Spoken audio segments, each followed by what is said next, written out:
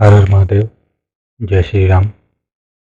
आज का विषय थोड़ा अलग हटके है, जिसमें कि मैं आपको बताऊंगा कि क्या सात्विक शक्तियों द्वारा तामसिक शक्तियों को, या ये कह लें कि जिनकी प्रवृत्ति तामसिक होती है थोड़ी सी, उनको हटाया जा सकता है।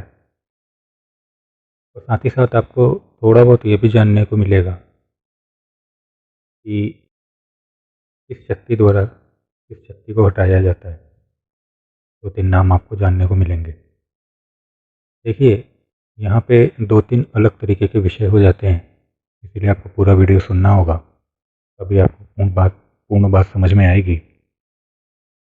प्रथम तो ये कि जैसे कि धारणा है कि हम सात्विक शक्तियों द्वारा तामसिक शक्तियों को नहीं हटा सकते, या तामस तत्व प्रधान शक्तियों को हम नहीं हटा सकते। तो एक उदाहरण से मैं आपको समझाता हूँ। मान लीजिए किसी के ऊपर माता काली के किसी स्वरूप का प्रक्षेपण किया गया है। उदाहरण के तौर पे हम ले लेते हैं कि माता शमशान काली के रूप का प्रक्षेपण किसी के ऊपर किया गया है। तंत्र के अंदर विचार कर्म के अंदर उसके ऊपर माता शमशान काली को छोड़ा गया है, और वो जो व्यक्ति है वो किसी सात्विक शक्ति का उपासक है। उदाहरण के तौर पर मैं कह लेता हूँ हनुमान जी। तो अब उदाहरण से आपको समझाऊं तो ये तो हम सभी जानते हैं कि हनुमान जी और भैरव बाबा माता काली के साथ चलते हैं। और सही तरीके से देखा जाए तो हनुमान जी माता को प्रणाम ही करते हैं, उनके आगे कुछ नहीं बोलेंगे, चुप करके बैठ जाएंगे। ये बात बिल्कुल सत्य है। मगर मैं आपको एक भेद बताता हूँ यहाँ पे, शायद ही आपने सुना हो। मुझे पूर्ण विश्वास है कि नहीं सुना होगा, क्योंकि आमतौर पर ये तो जानकारियाँ दी जाती हैं, मगर किस शक्ति को किस शक्ति के द्वारा हटाया जाता है इसके ऊपर कोई खुल के नहीं बोलता, या बताता नहीं है। एक दो विषय मैं आपको यहाँ पे बता देता हूँ, आप लोगों की भी जानकारी में वृद्धि होगी, और आश्चर्य भी होगा जान के कि ऐसा भी होता है, क्योंकि मुझे मालूम है ज़्यादा करके लोगों को आश्चर्य होगा। ये बात बिल्कुल सत्य है कि हनुमान जी माता काली को प्रणाम ही करेंगे, शमशान काली माता भी हों, उनको नहीं हटाएंगे। साधक के बार बार अनुरोध करने पर भी नहीं हटाएंगे। परंतु ये इस बात पर निर्भर करता है कि आप हनुमान जी के कौन से रूप की उपासना करते हैं। जिसे कहते हैं कि सवारी हनुमान जी के कौन से रूप की आपके ऊपर है। माता शमशान काली को हनुमान जी बहुत आसानी से हटा देंगे यदि आपके पास में हनुमान जी का पंचमुखी स्वरूप, 11 मुखी स्वरूप, या वीर हनुमान की सवारी हो। और भी स्वरूप है हनुमान जी के जो कि कार्य करने में सक्षम है। माता काली को तामस प्रदान करके चलाया गया है, माता शमशान काली को हनुमान जी पूर्ण सात्विक। आ गया ना यहाँ पे अंतर। यदि सामने वाला व्यक्ति पंचमुखी हनुमान जी का आह्वान कर सकता है, 11 मुखी हनुमान जी का आह्वान कर सकता है, वीर हनुमान जी का आह्वान कर सकता है, तो माता शमशान काली को बहुत आसानी से हटा देगा। दूसरे भेद पर आते हैं। भले आपके पास हनुमान जी के पंचमुखी, 11 मुखी या वीर हनुमान, जिनके मैंने 3 स्वरूपों की बात करी, 3 स्वरूपों के अतिरिक्त भी हनुमान जी के स्वरूप है जो कार्य कर सकते हैं। मान लीजिए इन 3 स्वरूपों में से ही एक है, परंतु उस व्यक्ति के ऊपर पुनः माता भद्रकाली का स्वरूप का प्रक्षेपण होता है, तो क्या ये 3 स्वरूप आपकी बार हटाएंगे? उत्तर है नहीं। क्योंकि आपको एक विषय समझना होगा। देखिए, सामान्य पूजा पाठ एक बिल्कुल अलग विषय है, तंत्र एक बिल्कुल अलग विषय है।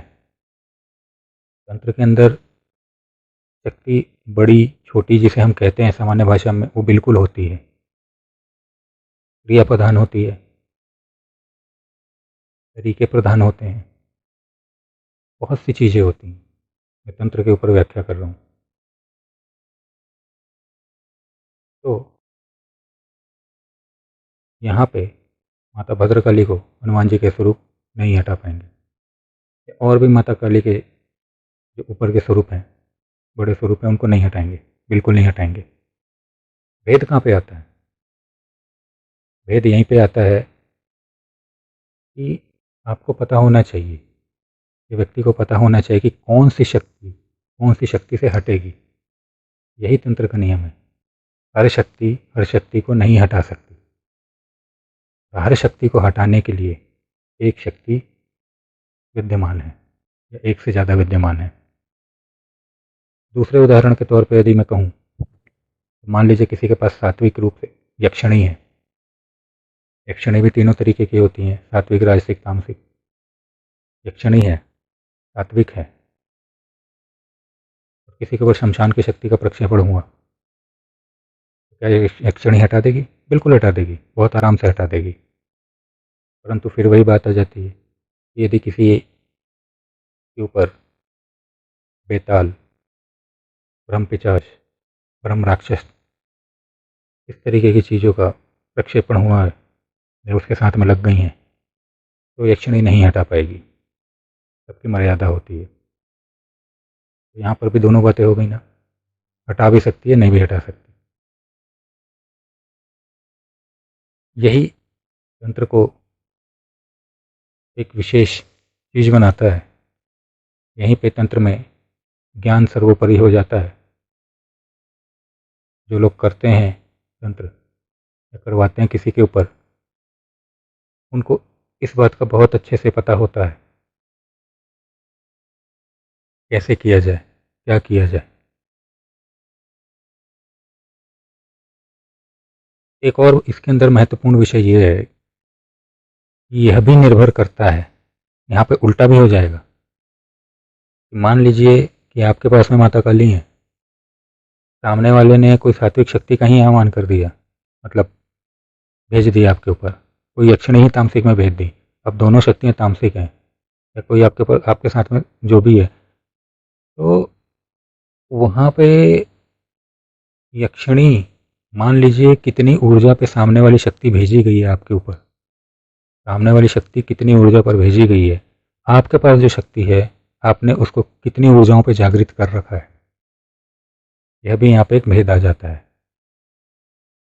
कभी कभी ऐसा भी होगा कि आपके ऊपर शमशान की कोई चीज़ भी होगी, किसी के ऊपर, सामने वाले साधक के पास भले माता काली की शक्ति है, मगर वो हटा नहीं पाएगा, पीछे कर देगा, हटा नहीं पाएगा।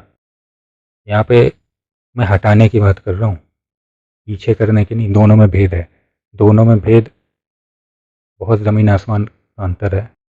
आपको यदि नहीं पता होगा फिर कभी और इस विषय पर चर्चा करेंगे। पीछे करना अर्थात आपके शरीर के साथ लगी हुई है तो थोड़ा सा उसे पीछे खड़ा कर देना अलग हटके होता है। हटाने का अर्थ पूर्ण रूप से हटाना, सदा के लिए हटाना होता है। ये तंत्र के ऐसे विषय हैं जिन पे ज़्यादा लोग प्रकाश नहीं डालते या डालना नहीं चाहते, और सही भी है, नहीं भी डालना चाहिए, क्योंकि ज्ञान उन्हीं लोगों के लिए बने हैं जो कि इसके पात्र हैं, और ये सब गुरु शिष्य परंपरा के अंदर आती है।